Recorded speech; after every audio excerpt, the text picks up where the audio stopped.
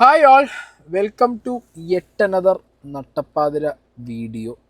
കുറച്ച് ദിവസമായിട്ട് ഞാൻ നട്ടപ്പാതിര വീഡിയോ അങ്ങനെ കോൺസെൻട്രേറ്റ് ചെയ്ത് ചെയ്യുന്നില്ല. ഇന്ന് ചെയ്യാമെന്ന് വിചാരിച്ചു. കുറച്ച് ദിവസമായിട്ട് എൻ്റെ ഒരു ഉറക്കം സെറ്റാക്കാനും പിന്നെ യാത്രയൊക്കെ ആയതുകൊണ്ടാണ് നട്ടപ്പാതിര വീഡിയോ ഞാൻ അങ്ങനെ സെറ്റായിട്ട് ചെയ്യാഞ്ഞത്. Sorry guys, I am your Batman agent. എല്ലാവർക്കും സുഖം എന്ന് വിചാരിക്കുന്നു. വിഷയം ഇസ്രായേൽ ആൻഡ് ഇറാൻ. ഇപ്പം അതാണല്ലോ മെയിൻ സംഭവം. ന്യൂസ് ചാനൽസ് തുറന്ന് വെച്ച് കഴിഞ്ഞ കുറേ ആൾക്കാർ ഇറാൻ്റെ ഭാഗത്ത്. ഈ മീഡിയ വണ്ണ് പോലത്തെയൊക്കെ ചാനലുകൾ ഇറാൻ്റെ ഭാഗത്ത്, ജനം പോലത്തെയൊക്കെ ചാനലുകൾ ഇപ്പുറത്ത് ഇസ്രായേലിൻ്റെ ഭാഗത്ത്. പിന്നെ അങ്ങോട്ട് ഇരുന്ന് യുദ്ധം അനലൈസ് ചെയ്യാണ് ഇവരെന്നെ വേൾഡ് വാർ 3 ഡിക്ലെയർ ചെയ്തു ചാനലുകൾ. യുദ്ധം അനലൈസ് ചെയ്യുന്നു, ടാറ്റിക്സുകൾ പറഞ്ഞു കൊടുക്കുന്നു. ഇതുവരെയായിട്ട് ഇറാനോ ഇസ്രായേലോ ചിന്തിക്കാത്ത രീതിയിലുള്ള യുദ്ധത്തിൻ്റെ tactics and tricks and methods ഒക്കെയാണ് ഇവിടുത്തെ യുദ്ധ വിദഗ്ധർ ഇരുന്ന് പറഞ്ഞു കൊടുക്കുന്നത്. സത്യം പറഞ്ഞു കഴിഞ്ഞാൽ ഇവന്മാരെല്ലാവരെയും കൂടി ഒരു ഫ്ലൈറ്റിലാക്കിയിട്ട് കുറച്ചെണ്ണത്തിന് ഇറാനിലും കുറച്ചെണ്ണത്തിന് ഇസ്രായേലിലും കൊണ്ടുപോയി ഇറക്കണം. അല്ല, ഈ ബുദ്ധിയൊക്കെ അവിടെ കൊണ്ടുപോയി പറഞ്ഞു കൊടുക്കാൻ നല്ലത്. അവർക്ക് അറിയില്ലേ അവരുടെ രാജ്യത്തിനെ പ്രൊട്ടക്റ്റ് ചെയ്യാൻ? അവരുടെ രാജ്യം എന്ത് ചെയ്യുന്നു, എങ്ങനെ വേണമെന്നുള്ളതൊക്കെ അവർക്കറിയാം. ഇത് കണ്ടിരുന്നിട്ട് എന്തെങ്കിലും അഭിപ്രായം പറഞ്ഞിട്ട് പോയാൽ പിന്നെയും കുഴപ്പമില്ല. ഇതല്ല, അതികൊടൂരമായിട്ട് ഇരുന്ന് ഇവിടെ പറഞ്ഞുകൊണ്ടിരിക്കുക. സംഗതി വ്യൂവർഷിപ്പിൻ്റെ വിഷയമാണ്. കാരണം ഇറാനൊരു മുസ്ലിം ഫാൻ ബേസ് ഉണ്ട്. ഓക്കെ, ഇസ്രായേലിന് ഒരു ആൻറ്റി മുസ്ലിം തിങ്കിങ് ഉള്ള നമ്മുടെ നാട്ടിലുള്ള കുറേ ആളുകൾ ഇസ്രായേലിന് സപ്പോർട്ടുണ്ട്. സോ അതുകൊണ്ട് തന്നെ ഇവിടെ കുറേ ആളുകൾക്ക് ഇത് നല്ല ഫ്യൂവലാണ്. പച്ച വർഗീയത അടിച്ചു വിടാനും വർഗീയത വിറ്റ് കാശുണ്ടാക്കാനുള്ളൊരു ഫ്യൂവലാണ്. ഞാൻ എപ്പോഴും ചിന്തിക്കുന്ന ഒരു കാര്യം എന്താ പറയുക, ഇന്ത്യ പാകിസ്ഥാൻ ഒരു മേജർ ഇഷ്യൂ ഇപ്പം ഉണ്ടായി അല്ലേ? ഈ പറഞ്ഞ ഇറാനിലോ ഇസ്രായേലിലോ ഇതേപോലെ 24/7 ഇരുന്നിട്ട് കുറേ ഇന്ത്യനെ സപ്പോർട്ട് ചെയ്തിട്ടും കുറേ പാകിസ്ഥാനെ സപ്പോർട്ട് ചെയ്തിട്ടൊക്കെ അവന്മാരാരെങ്കിലും വീഡിയോ ന്യൂസൊക്കെ ചെയ്ത് കാണൂടെ? തിരിഞ്ഞുപോലും നോക്കിയിട്ടുണ്ടാവില്ല. ഇത് ഈ ഒരു മണ്ണിൻ്റെ, മലയാളി മണ്ണിൻ്റെ പ്രത്യേകതയാണ്. ഇവിടെ ലോകത്ത് എന്ത് നടന്നാലും സമ്പൂർണ്ണ സാക്ഷരത വിദ്യാഭ്യാസമുള്ള നമ്മൾ ഇരുന്നിട്ട് എന്ത് ചെയ്യും? അങ്ങോട്ട് ചേരി തിരിയും. ഇത് ഈ റോട്ടിൽ വണ്ടി ഇടിച്ചാലുള്ള അവസ്ഥയാണ് നമുക്ക്. ഇടി കിട്ടിയവൻ്റെ ഭാഗത്തും ഉണ്ടാവും, ഇടിച്ചവൻ്റെ ഭാഗത്തും ഉണ്ടാവും, പിന്നെ നോക്കി നിന്നവന്മാർ തമ്മിൽ വേറെ അടിയുണ്ടാവും. ആ അവസ്ഥയാണ് ചില ചാനൽ ചർച്ചയൊക്കെ. ഇസ്രായേലിന് പോലും അറിയുണ്ടാവില്ല അവരുടെ കയ്യിൽ എത്ര വാർ ഹെഡ്സ് ഉണ്ട് എന്നുള്ളത്. പക്ഷെ ഇവിടെ കറക്റ്റ് കണക്കുണ്ട്. ഇറാൻ ഇനി എത്ര എണ്ണം ഇസ്രായേലിലേക്ക് വിടും എന്നുള്ളതിൻ്റെ കണക്കും ഇവിടെ ഉണ്ട്. ഒക്കെ ഇവിടെ ഗ്രാഫിക്കൽ റെപ്രസെൻറ്റേഷനായിട്ട് നമുക്ക് കാണിച്ചു തരുന്നുണ്ട് പല ചാനലുകൾ. അങ്ങനെ കുറേ ചാനൽ ചർച്ചയും സംഗതികളുടെ ഇടയിൽ നിന്ന് നമ്മുടെ ഒരു പെർസ്പെക്റ്റീവ് ഓഫ് പോയിൻ്റോ മനസ്സിലാക്കുക എന്ന് പറഞ്ഞു കഴിഞ്ഞാൽ റിസ്ക്കുള്ള പരിപാടിയാണ്. എനിക്ക് മനസ്സിലായ കുറച്ച് കാര്യങ്ങൾ. ഓക്കെ, ഇപ്പോൾ നടക്കുന്ന വിഷയങ്ങൾ എന്താണെന്ന് വെച്ച് കഴിഞ്ഞാൽ ഇസ്രായേൽ ഇറാൻ കുറച്ചധികം കാലമായിട്ട് ഇങ്ങനെ കത്തിപ്പിടിച്ചുകൊണ്ടിരിക്കുകയായിരുന്നു. ആദ്യമൊക്കെ പ്രോക്സീസ് വെച്ചിട്ടുള്ള കളിയായിരുന്നു. അമേരിക്കയുടെ പ്രോക്സിയാണ് ഇസ്രായേൽ എന്ന് പലരും പറയുന്നുണ്ടെങ്കിലും അതൊരു ഏറെക്കുറെ ശരിയും എന്നാൽ കുറച്ചൊക്കെ ഒരു തെറ്റുമായിട്ടുള്ള ഒരു സംഗതിയാണ്. എനിക്കെപ്പോഴും ഇസ്രായേൽ അമേരിക്കയുടെ ഒപ്പം നിൽക്കുന്നു എന്നുണ്ടെങ്കിലും Israel have its on sound. Okay, ഇപ്പോൾ ഒരു ന്യൂക്ലിയർ സാധനം അവരുണ്ടാക്കിയപ്പോൾ അവർ ഫ്രാൻസിനായിട്ടാണ് ഉണ്ടാക്കിയത്. അത് അമേരിക്ക അറിഞ്ഞിട്ട് പോലും ഉണ്ടായിരുന്നില്ല. As per my knowledge America പിന്നെ അറിഞ്ഞപ്പോഴാണത് അങ്ങനെ ആയി മാറിയത്. ഇപ്പോൾ ഇസ്രായേലിൻ്റെ ആവശ്യം എന്ന് പറഞ്ഞു കഴിഞ്ഞാൽ ഇറാൻ എന്നും ഒരു ത്രെട്ടാണ്. ഓക്കെ, അപ്പോൾ ഈ എന്നും ഒരു ത്രെട്ടായിട്ടിരിക്കുന്ന ഒരു സാധനം കുറേ പ്രോക്സീസിന് വെച്ച് നേരിട്ടൊരു അടി ഈ 2023 വരെയാണെന്നല്ലോ, 24 ഉണ്ടായ കുറച്ച് ഇൻസിഡൻസും ഇപ്പം ഉണ്ടാകുന്ന എസ്കലേഷൻസും ഒക്കെ ഈ നേരിട്ടുള്ള അടിയിലേക്ക് വന്നത് ഈ പ്രോക്സീസ് വീക്കനായപ്പോഴാണ്. ഇറാൻ്റെ പ്രോക്സീസ് വീക്കനായി. ഹമാസ്, ഹിസ്ബുള്ള, ഹൂത്തീസ് ഇവന്മാരെയൊക്കെ ഇസ്രായേൽ അടിച്ച് വീഴ്ത്തിയപ്പോൾ ഒരു കാര്യം ഉറപ്പായി ഇസ്രായേലിന്, ഇനി ഇറാൻ അടിക്കാം. പ്രോക്സീസ് വീണല്ലോ, ഇനി ഇവന്മാരടിക്കാം. ഇറാനാണെങ്കിൽ ഒരു സൈഡിൽ എന്താണ്, ഇറാൻ മറ്റേ ഈ പാകിസ്ഥാൻ്റെ പോലത്തെ ടെക്നിക്കാണ്. അതായത് ഇന്ത്യ പാകിസ്ഥാനിൽ അടിച്ചപ്പോൾ വളരെ പ്രിസൈസായിട്ട് കൊടുക്കേണ്ട സ്ഥലത്ത് കൊടുത്ത് തീർക്കേണ്ടവരെ തീർത്തിട്ടാണ് ഇന്ത്യ അടിച്ചത്. ഇസ്രായേലിൻ്റെ ടെക്നിക്ക് ഏറെക്കുറെ അതേ സെറ്റപ്പാണ്. ഓക്കെ, അവർക്ക് ആളുകളെ തീർക്കണോ, ഇറാൻ്റെ മറ്റേ തിങ് ഹെഡ്സിനെ തീർക്കണോ, അവിടുത്തെ പട്ടാള തലവന്മാരെ തീർക്കണോ, അവിടുത്തെ സയൻറ്റിസ്റ്റുകളെ തീർക്കണോ, അവർ പ്രിസൈസായിട്ടാണ് തീർക്കുക. ഒരു പൂച്ചക്കുട്ടി പോലും അറിയാത്ത രീതിയിൽ സാധനം തീർക്കും. പക്ഷെ ഇറാൻ്റെ അവസ്ഥ അതല്ല. ഇറാൻ്റെ അവസ്ഥ എന്ന് പറഞ്ഞാൽ എന്താ പറയുക, ഈ പൂഴിവണൽ ഇങ്ങോട്ട് വാരി മൂളിക്കെറിയുന്ന പോലെ ഉള്ള സാധനം ഫുള്ള്. അവർ കഴിഞ്ഞ വട്ടം ഒരു വീഡിയോ ഇട്ടിട്ടുണ്ടായിരുന്നു ഇറാൻ. ഒരു 2000-ഓളം റോക്കറ്റ്സ് റെഡിയാണ്, എപ്പോൾ പറഞ്ഞാലും ലോഞ്ച് ചെയ്യാൻ അവരുടെ ഒരു സ്പെഷ്യൽ ഫെസിലിറ്റിയിൽ എന്നൊക്കെ പറഞ്ഞിട്ട്. ഇവരിതാണ് പരിപാടി, ഇങ്ങനെ ഷൂ ഷൂ ഷൂ ഷൂ ഷൂ ഷൂ ഓലപ്പട്ടൊക്കെ അറിയണമെന്ന് ഇങ്ങനെ ഇരുന്ന് എറിഞ്ഞുകൊണ്ടിരിക്കുകയാണ്. ഇവർക്ക് എവിടെ എന്താണെന്നും വീഴ്ത്തേണ്ടതെന്നൊന്നും ഒരു ഐഡിയ ഉണ്ടെന്ന് എനിക്ക് തോന്നുന്നില്ല. ഇറാൻ്റെ യുദ്ധത്തിൻ്റെ മെത്തേഡ് അതാണ്. ഇന്നാ പിടിച്ചോ മക്കളെ, ഞങ്ങളടിച്ചാൽ ഇന്നാ പിടിച്ചോ, ഞങ്ങളൊരു 10,000-2000 അങ്ങോട്ടൊന്ന് വിടാന്ന് പറഞ്ഞിട്ട് തലങ്കും വിലങ്കും ചന്നം പിന്നും വിടും. അതൊരു എന്താ പറയുക, ഒരു വേറൊരു തരം സംഗതി.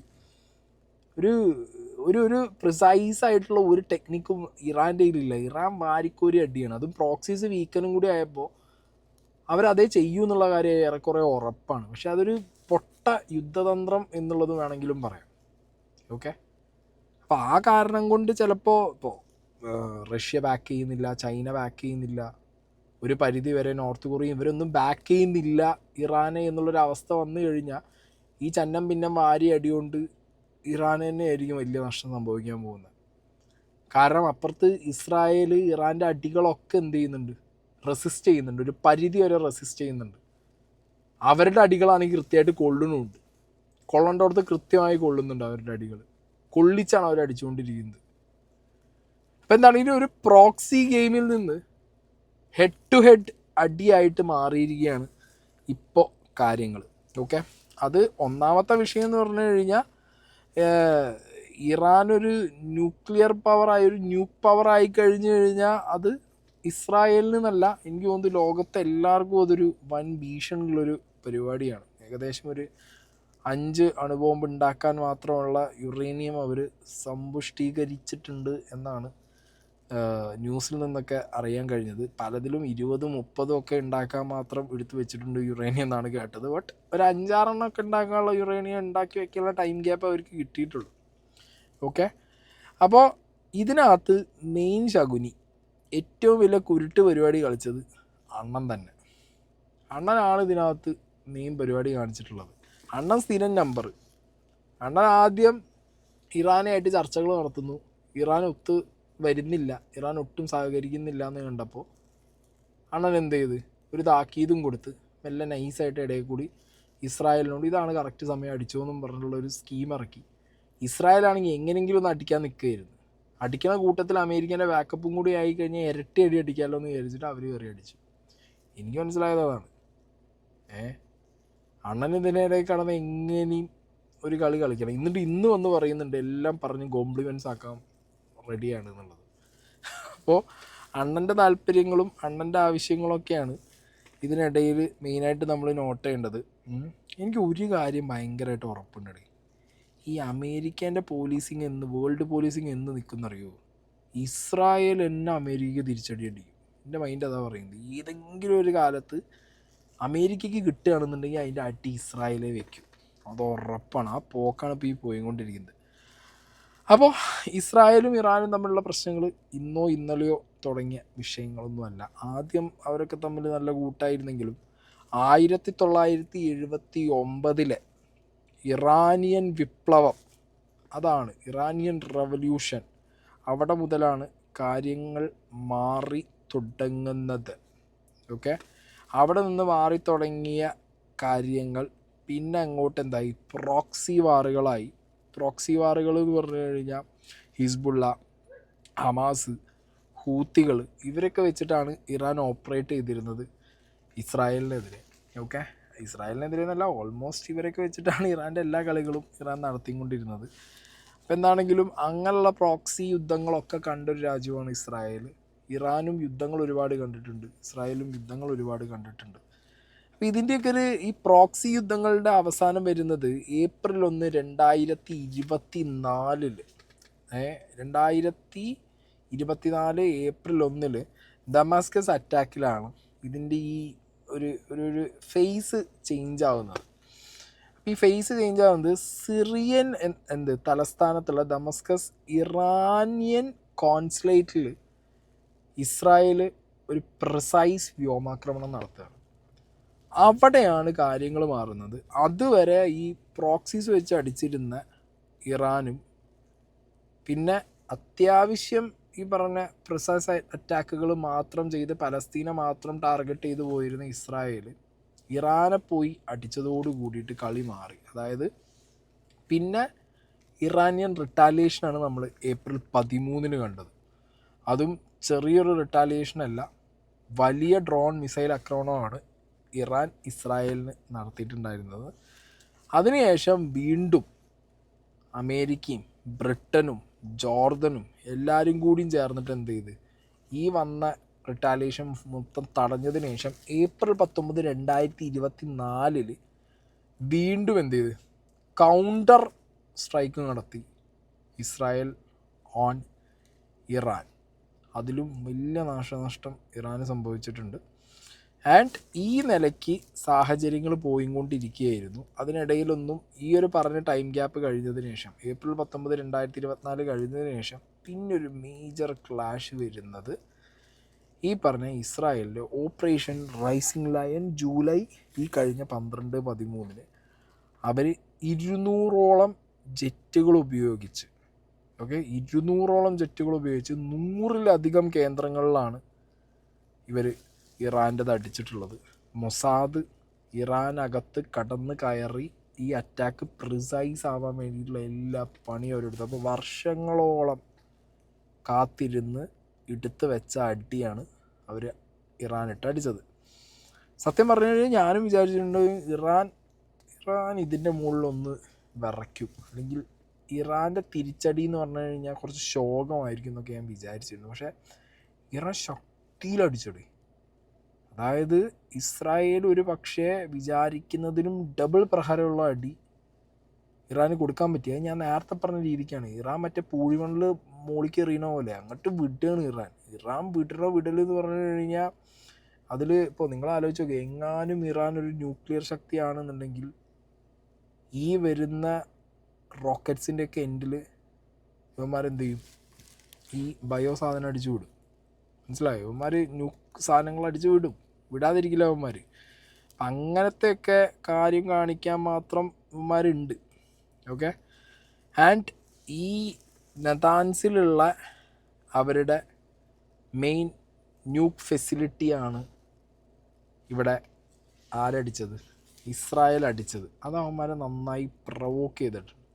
അതുകൊണ്ട് തന്നെയാണ് ഇറാൻ്റെ റിട്ടാലിയേഷൻ ഇത്രത്തോളം ശക്തമായ റിട്ടാലിയേഷൻ വരാൻ കാരണം ഈ ന്യൂക്കിൻ്റെ മുകളിൽ ഇവന്മാർ അടിച്ച അടിയാണ് ഇസ്രായേൽ. അതുകൊണ്ട് തന്നെ ഇനി ഇറാൻ്റെ ഒരു ആവശ്യം എന്തായിരിക്കും എന്നറിയോ? ഇറാൻ്റെ മാത്രമല്ല, ഇപ്പോൾ എനിക്ക് അറിഞ്ഞിടത്തോളം ഇറാനാണെങ്കിലും റഷ്യ ആണെങ്കിലും ചൈന ആണെങ്കിലും അവരൊക്കെ ഒരു ഘട്ടമാണ്. അതൊരു വേറൊരു ഗ്രൂപ്പ്. പുറത്ത് ഫ്രാൻസ് UK ഒക്കെ ചേർന്നാൽ ചേരും. ഫ്രാൻസ് ചേരും, UK ചേരും, അമേരിക്ക ചേരും, ഇസ്രായേലിൻ്റെ ഒപ്പം നിൽക്കും. അങ്ങനെയാണെന്നുണ്ടെങ്കിൽ ഇവരുടെ ആവശ്യം അമേരിക്കനെ പിടിച്ചിറക്കലായിരിക്കും. ഇറാൻ്റെ മെയിൻ ആവശ്യം അമേരിക്ക കളത്തിലിറങ്ങുക എന്നുള്ള പരിപാടിയായിരിക്കും. അത് ഇറാൻ്റെ ഒരു ആവശ്യം മാത്രമായിരിക്കില്ല, റഷ്യേൻ്റെയും ചൈനേൻ്റെയും ഒക്കെ ആവശ്യമായിരിക്കും അമേരിക്കയെ കളത്തിലിറക്കുക എന്നുള്ളത്. കാരണം അമേരിക്കയാണ് ഇതിൻ്റെ പിന്നിലുള്ള ഓൾമോസ്റ്റ് കളി എന്നുള്ളത് എല്ലാവർക്കും മനസ്സിലായുള്ള ഒരു കാര്യമാണ്.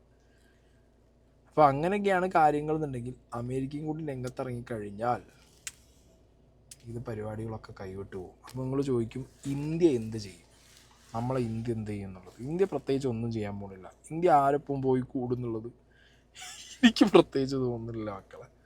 ഓക്കെ, ഇന്ത്യ ആരൊപ്പം കൂടാനുള്ള ചാൻസ് ഞാൻ കാണുന്നില്ല. ഇനി ഞാനിവിടെ എനിക്ക് കിട്ടിയൊരു വാട്സാപ്പ് ഫോർവേഡ് ഞാൻ നിങ്ങൾക്ക് വയ്ക്കാം. ഓക്കെ, ഈ വാട്സാപ്പ് ഫോർവേഡ് ഒന്ന് നിങ്ങളെല്ലാവരും കേട്ടോ. അതങ്ങനെ എന്താ പറയുക, ഇന്ത്യക്കാരായ നമ്മൾ ഇതൊന്ന് ചിന്തിക്കേണ്ടതാണ്. ഇസ്രായേൽ ഇറാൻ യുദ്ധത്തിൻ്റെ പേരിൽ കേരളത്തിലിരുന്ന് അങ്ങോട്ടും ഇങ്ങോട്ടും പോരടിക്കുകയും ജയ് വിളിക്കുകയും ചെയ്യുന്ന കാണുമ്പോൾ സത്യത്തിൽ സഹതാപമാണ് തോന്നുന്നത്. എനിക്കും അങ്ങനെ തന്നെയാണ് കേട്ടോ.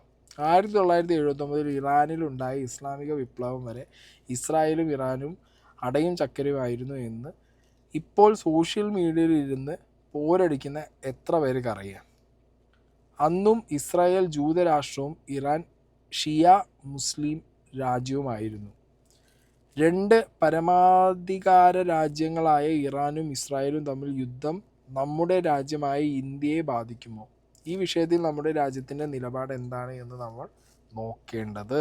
കേരളത്തിലിരുന്ന് പക്ഷം പിടിച്ച് പോർ വിളിക്കുന്നതൊക്കെ ഇസ്രായേൽ ജനതയും ഇറാൻ ജനതയും അറിയുന്നുണ്ടോ? കേരളം എന്ന നാട് ഉണ്ടോ എന്ന് തന്നെ ഈ രാജ്യത്തിലെ 1% ജനതയ്ക്ക് പോലും അറിയില്ല. അതല്ലേ സത്യം. ഞാൻ ആദ്യം പറഞ്ഞ കാര്യം അതാണ്. അവിടെ ഉള്ളവർ ഈ ഇന്ത്യ പാകിസ്ഥാൻ ഉണ്ടായ സമയത്ത് അവരാരെങ്കിലും നമുക്ക് വേണ്ടിയിട്ട് ഇത്രയൊക്കെ വീഡിയോ ചെയ്തിട്ടുണ്ടോ, അല്ലെങ്കിൽ ഇത്രയൊക്കെ സംസാരിച്ചിട്ടുണ്ടോ, ഇതിനെക്കുറിച്ച് ആലോചിച്ചിട്ടുണ്ടോ? അവരൊക്കെ അവരെ പണിയും തോരെ നോക്കി പോയിട്ടുണ്ട്. ഇവിടെ ഒരു പണിയില്ല. ഇവിടെ രാവിലെ എണീച്ചിട്ട് മറ്റേ കൗണ്ട് എണ്ണുക, ഇന്നിപ്പോൾ ഇസ്രായേലിൽ എത്ര വീഴും, ഇന്ന് ഇറാനിൽ എത്ര വീഴും. ഓ, അപ്പോൾ മറ്റേ നെതന്യാഹു രാജ്യം വിട്ട് കാണും. എങ്ങനെ അപ്പുറത്ത് കോമീനിക്ക് എന്ത് പറ്റി? അങ്ങനെയാണിപ്പോൾ സത്യം പറഞ്ഞു കഴിഞ്ഞാൽ. ഇപ്പോഴത്തെ ഒരു എന്താ പറയുക, സാധാരണ ന്യൂസ് ചാനലിൽ വന്നിരുന്നിട്ട് ഇത് ഡിബേറ്റിൻ്റെ ഭാഗമായിട്ടിരിക്കുന്ന ആളുകൾ രാവിലെ വീട്ടിലൊക്കെ അവസ്ഥ ഇതായിരിക്കും. പോണ വഴിക്ക് ഇങ്ങനെ ഭാര്യ എന്താ കണ്ടാ പോണേ, ഞാൻ കോമീനി അല്ല മറ്റേ ചാനൽ, ഇതായിരിക്കും അവരുടെയൊക്കെ അവസ്ഥ.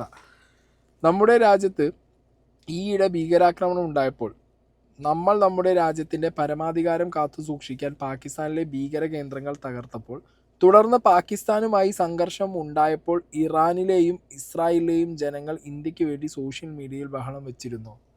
ഒന്ന് കാണിച്ചു തരാൻ പറ്റുമോ ആർക്കെങ്കിലും വരെ ബഹളം വെച്ചാൽ? പക്ഷെ നമ്മൾ ബഹളം വയ്ക്കുന്നുണ്ട്. എന്തിന്? നമ്മളെ ചീഫ് മിനിസ്റ്റർ അടക്കം അവിടെ പറയുന്നുണ്ട് അഭിപ്രായങ്ങൾ. ഇന്ന് കീരിയും പാമ്പുമായി യുദ്ധം ചെയ്യുന്ന ഇസ്രായേലും ഇറാനും നാളെ പഴയതുപോലെ അടയും ചക്കരയും ആകില്ല എന്ന് ആര് കണ്ടു? ഇന്നലെ കാശ്മീരിലൊരു പള്ളിയിൽ ഷിയ മുസ്ലിങ്ങൾ ഇറാന് വേണ്ടി കരഞ്ഞ് പ്രാർത്ഥിക്കുന്നത് കണ്ട് സത്യത്തിൽ ചിരി വന്നുപോയി. ഇറാൻ ഒരു ഷിയ മുസ്ലിം രാജ്യമായതുകൊണ്ടാണ് ഇറാന് വേണ്ടി ഇന്ത്യയിലെ ഷിയ മുസ്ലിങ്ങൾ തെരുവിൽ പ്രതിഷേധവും സോഷ്യൽ മീഡിയയിൽ കരച്ചിലും പള്ളികളിൽ പ്രാർത്ഥനയും നടത്തുന്നത്. അതേസമയം പാകിസ്ഥാൻ 1999 ഷിയ മുസ്ലിം നഗരമായ കശ്മീരിലെ കാർഗിൽ ആക്രമണം നടത്തിയപ്പോൾ അതിൽ കാർഗിൽ നഗരത്തിൽ ജീവിച്ചിരുന്ന അനേകം ഷിയ മുസ്ലിങ്ങൾ കൊല്ലപ്പെട്ടപ്പോൾ ഇറാൻ സർക്കാർ പാകിസ്ഥാനെതിരെ രംഗത്ത് വന്നിരുന്നു. ഇറാനിയൻ ജനത പാകിസ്ഥാനെതിരെ തെരുവിൽ ഇറങ്ങിയിരുന്നു. നമ്മുടെ ജനത ആക്രമിക്കപ്പെടുമ്പോൾ ഒരേ മതവും വിശ്വാസവുമായിട്ട് കൂടി ഇറാനിൽ അതൊന്നും കണ്ട ഭാവം നടിച്ചില്ല. ഇതൊന്നും മനസ്സിലാക്കാനുള്ള ബോധമില്ലാതെ പോയല്ലോ നമ്മുടെ ആളുകൾക്ക്. എല്ലാവർക്കും അവരവരുടെ രാജ്യ താല്പര്യങ്ങളാണ് വലുത്, മതമൊക്കെ രണ്ടാമതാണ്. അവർക്ക് വേണ്ട എങ്കിലും അവർക്ക് വേണ്ടിയെങ്കിലും കിടന്ന് മോങ്ങാൻ നാണമില്ലേ? വ്യക്തിത്വം പോലും ഇല്ലാതെ വെറും അടിമകളായി മാറുകയാണ് പലരും. ഇന്ത്യയുടെ നിലപാട് എന്താണെന്ന് ആദ്യം മനസ്സിലാക്കൂ. നമ്മളൊരു രാജ്യത്തിൻ്റെയും പക്ഷം ചേരുന്നില്ല. സത്യമാണ്, ഇന്ത്യ എവിടെയും ചേരുന്നില്ല. നമുക്ക് രണ്ട് രാജ്യങ്ങളുമായി നല്ല ബന്ധമാണുള്ളത്. സാംസ്കാരികപരമായും ചരിത്രപരമായും ഇറാനുമായി ഇന്ത്യക്ക് വളരെ അടുപ്പമാണ് ഉള്ളത് എങ്കിൽ ഇസ്രായേൽ ഇന്ത്യക്ക് എന്നും വിശ്വസിക്കാവുന്ന ആത്മസുഹൃത്ത് തന്നെയാണ്. അതേസമയം കശ്മീർ വിഷയത്തിൽ ഇന്ത്യക്കെതിരെ ഒളിയമ്പുകൾ ചെയ്യുന്നത് കൊണ്ട് ഇറാനിലെ ഇപ്പോഴത്തെ ഭരണകൂടം മാറണമെന്ന് തന്നെയാണ് ഇന്ത്യയുടെ താല്പര്യം.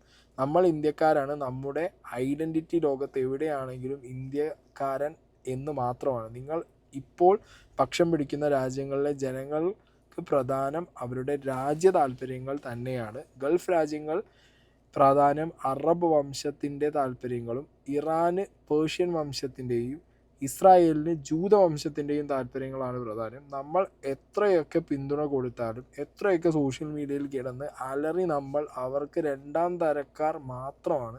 നമുക്കൊരു പ്രശ്നം ഉണ്ടാകുമ്പോൾ അത് നമ്മളെ തന്നെ കൈകാര്യം ചെയ്യണം. നമുക്ക് വേണ്ടി ആരും വരില്ല. ഇതിപ്പോൾ മനസ്സിലാക്കാതെ വെറുതെ കോമാളികളാവുകയാണ് നമ്മൾ.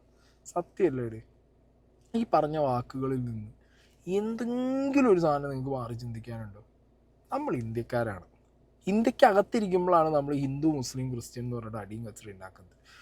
നമ്മൾ ഈ ഇന്ത്യ വിട്ടുപോയി, ഓക്കെ, ഗൾഫ് രാജ്യത്തിലോ യൂറോപ്പിലോ പോയിട്ട് നിങ്ങൾ പറയണം ഐ എം എ ഹിന്ദു, പടേ you are an Indian, I am a Christian, പടേ യു ആർ എൻ ഇന്ത്യൻ. നമ്മൾ എവിടെ പോയാലും ഈ രാജ്യം വിട്ട് പുറത്തു പോയാൽ നമ്മൾ ഇന്ത്യക്കാരനാണ്, ഇന്ത്യക്കാരിയാണ്. മനസ്സിലായോ? ഇന്ത്യക്ക് അകത്തിരിക്കുമ്പോൾ മാത്രമേ ഉള്ളൂ ഈ മതം നോക്കിയിട്ടുള്ള സപ്പോർട്ട് പരിപാടി. രാജ്യം വിട്ട് പോയി കഴിഞ്ഞ് കഴിഞ്ഞാൽ ഈ അറബ് രാജ്യത്ത് തന്നെ പോയി കഴിഞ്ഞാൽ അവിടെ ചെന്നിട്ട് I M an Indian Muslim, U are an Indian, അതല്ലേ അവർ പറയും. അപ്പം രാജ്യം, ഈ രാജ്യത്തിൻ്റെ താല്പര്യം അത് മാത്രം നോക്കിയാൽ മതി നമ്മൾ. അടുത്തത് ഏറ്റവും രസകരമായ മറ്റൊരു കാര്യം, ഇറാൻ ഇസ്രായേലിലേക്ക് അയക്കുന്ന ഡ്രോണുകളും മിസൈലുകളും വെടിവെച്ചിടുന്നത് ജോർദാൻ എന്ന മുസ്ലിം രാജ്യമാണ് എന്നതാണ്. ഓരോ സംഘർഷത്തിന് പിന്നിലും രാജ്യ താല്പര്യങ്ങളും സാമ്പത്തിക താല്പര്യങ്ങളും ഭരണകൂട താല്പര്യങ്ങളും വംശീയ താല്പര്യങ്ങളും ഒക്കെയാണ് ഉള്ളത്. പാകിസ്ഥാനിൽ വിലക്കയറ്റവും തൊഴിലില്ലായ്മയും അരാജകത്വവും രൂക്ഷമാകുമ്പോൾ അവർ മതം കലക്കിപ്പിടിച്ച തീവ്രവാദികളെ ഉപയോഗിച്ച് ഇന്ത്യയിൽ ഭീകരാക്രമണം നടത്തുന്നു. തുടർന്ന് ഇന്ത്യയുടെ തിരിച്ചടി ഉണ്ടാകുമ്പോൾ പാകിസ്ഥാനിൽ ദേശീയ വികാരം ഉണ്ടാക്കുകയും അത് ഭരണകൂടത്തിന് സഹായകരമാക്കുകയും ചെയ്യുന്നു. ഇസ്രായേൽ അറബ് രാജ്യങ്ങളുമായുള്ള ബന്ധം മെച്ചപ്പെടുത്തുന്ന അബ്രഹാം കരാർ നിലവിൽ വരുന്ന സാഹചര്യത്തിലാണ് ഹമാസ് തീവ്രവാദികൾ ഇസ്രായേലിൽ ഭീകരാക്രമണം നടത്തിയത്. അവർക്ക് സമാധാനം താല്പര്യമില്ല. സമാധാനം ഉണ്ടായാൽ പണിയെടുത്ത് തിന്നേണ്ടി വരുമല്ലോ. യുദ്ധമാകുമ്പോൾ ഇരവാദം ഉയർത്തി ലോകമെങ്ങാനും നിന്ന് പണം വാങ്ങി തീവ്രവാദി നേതാക്കൾക്കും കുടുംബങ്ങൾക്കും വിദേശ രാജ്യങ്ങളിൽ സുഖമായിട്ട് ജീവിക്കാമല്ലോ. പലസ്തീൻ എന്ന രാജ്യം ഉണ്ടാക്കാൻ ഹമാസ് തീവ്രവാദികൾ സമ്മതിക്കില്ല. അതുപോലെ കശ്മീർ വിഷയം തീരാൻ പാകിസ്ഥാൻ സൈന്യവും സമ്മതിക്കില്ല. ഇസ്രായേൽ എന്ന രാജ്യം ജൂതന്മാരുടെ നിലനിൽപ്പിനായി ഏതറ്റം വരെയും പോകും. അവർ ലോകം എന്ത് പറയും എന്നൊന്നും നോക്കില്ല. അവരെ ലോകം മുഴുവൻ എതിർത്താലും അവർ അത് വകവെക്കില്ല. അങ്ങനെയുള്ളവർ നമ്മുടെ പിന്തുണ ആവശ്യവുമില്ല. സൗദി ഹൂത്തി സംഘർഷം, തുർക്കി കുർദ് സംഘർഷം, പാകിസ്ഥാൻ ബലൂച്ച് സംഘർഷം, ചൈന യുഗർ സംഘർഷം ഇവയെല്ലാം ഈ കരച്ചിലും പ്രാർത്ഥനയും പ്രതിഷേധവും കാണുന്നില്ലല്ലോ. ഈ സംഘർഷങ്ങളിലും കൊല്ലപ്പെടുന്നത് സാധാരണ കുട്ടികളും ഒക്കെ തന്നെയല്ലേ. സൗദി നടത്തിയ വ്യോമ ആക്രമണത്തിൽ യമൻ 100 കണക്കിന് കുഞ്ഞുങ്ങൾ കൊല്ലപ്പെട്ടു. വാർത്ത പുറത്തു വന്നപ്പോൾ ഇവിടെ ആരുടെയും കണ്ണുനീരും കണ്ടില്ല. ആർക്കും ഇരവാദവും ഉയർത്തുവാനുമില്ല.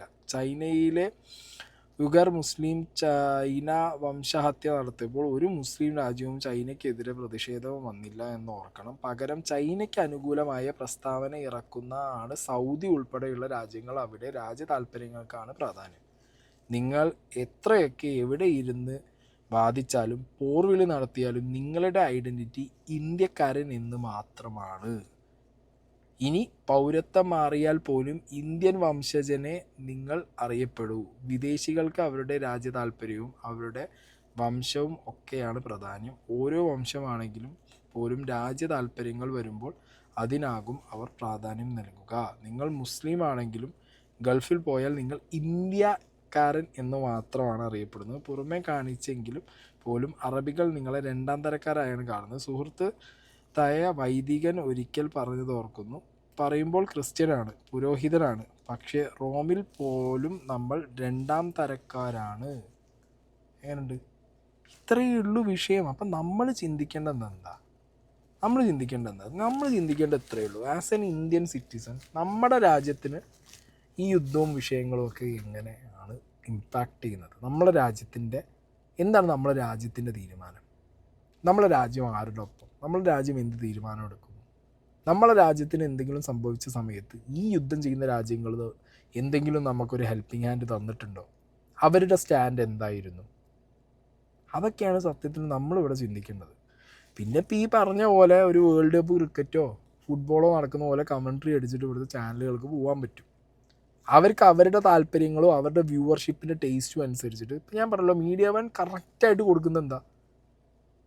ഇസ്രായേൽ വീണു, ഇറാൻ അടിച്ചു, ഇസ്രായേൽ വീണു, ഇറാൻ അടിച്ചു, ഇസ്രായേൽ വീണു.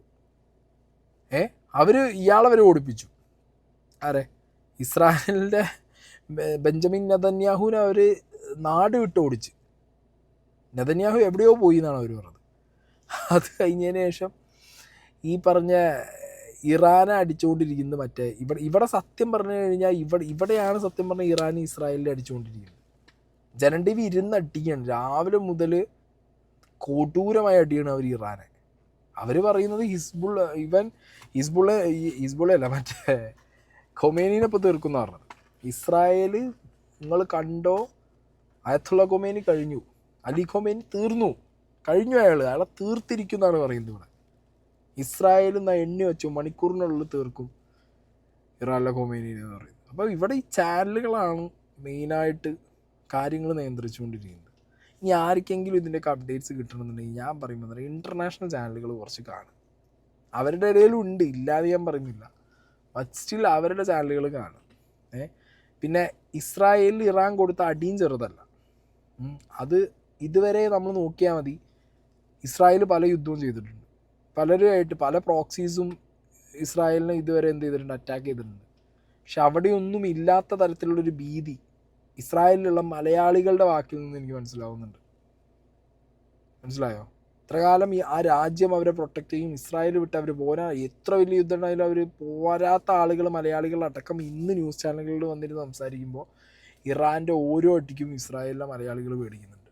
സോ ദാറ്റ് മീൻസ് ഇത് ചെറിയൊരു അടിയല്ല ഇവർ രണ്ടാളും തമ്മിലടിക്കുന്നത്.